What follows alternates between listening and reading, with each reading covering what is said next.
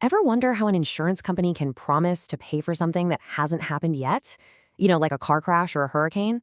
It feels like they're predicting the unpredictable. But it's not magic. It's actually a hidden science called actuarial science. Think of it as the art of building financial certainty in a world that is anything but. And today, we're going to pull back the curtain and show you exactly how they do it. So here's our game plan. We're going to start with a paradox that pretty much breaks our intuition about value. Then we'll get into how actuaries actually price risk, explore the crazy powerful digital tools they use now, and we'll tie it all back to something you probably have, your own insurance premium. All right, let's dive in. Okay, first up, let's start by challenging our own common sense. This is what's known as the risk paradox, and it's where we're going to see firsthand why our gut feelings about risk and reward can be, well, completely wrong. So imagine this. We're going to play a game. I'll flip a coin over and over until it lands on heads. If I get heads on the first toss, you win $2. If it takes 2 tosses, you get $4. 3 tosses, $8. The prize literally doubles every single time. Now here's the wild part. Mathematically, the average payout of this game is infinite. So let me ask you, what would you pay to play? $100? $1,000? I mean, should you mortgage your house for a shot at an infinite prize? This little puzzle is the famous St. Petersburg paradox. And here's the twist. Even with that infinite prize on the table, most people, and I mean almost everyone, would only be willing to pay a few dollars to play. Why? Because our gut just tells us that a tiny, tiny chance of a huge payout isn't worth a big entry fee. And that right there is the key to understanding insurance. We don't just think about the average outcome. We're wired to worry about the worst case scenario. So if we can't just rely on simple averages or expected value, how in the world do you put a price tag on the future? Well, that's the absolute core question of our next section, pricing the unpredictable. And really, this is the fundamental challenge that actuarial science was created to solve. Every single insurance policy you can think of, car, home, life, you name it, is basically a price tag on a future uncertain event. The entire multi-trillion-dollar industry is built on trying to get that price right. I love this quote from the legendary mathematician John von Neumann. It really gets to the heart of it all. See, the goal isn't to perfectly predict the future. That's impossible.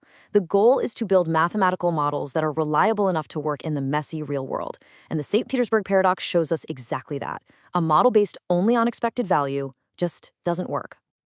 So, if we tossed out simple expected value, what do we replace it with? Well, the answer is something called utility theory.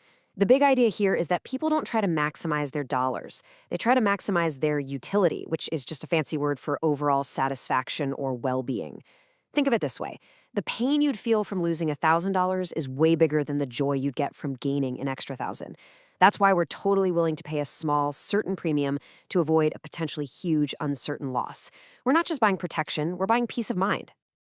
Okay, so now that we get the why of managing risk, let's get into the how. In this next section, we're going to look at the actual blueprints that actuaries use to model the total claims for an entire insurance company. Generally speaking, actuaries have 2 main approaches.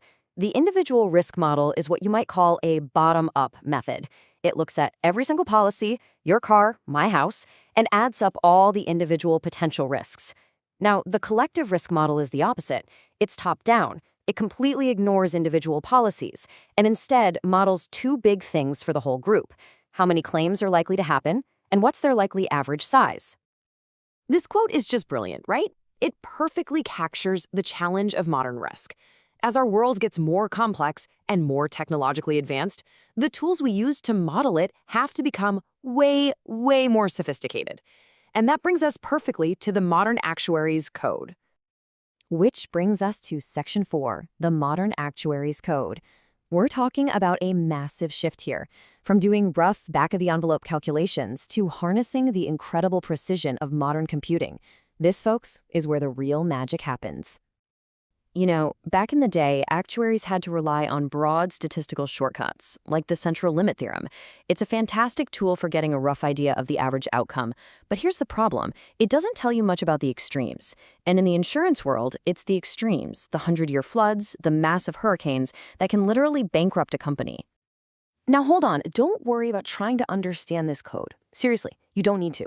But what you do need to see is the complexity.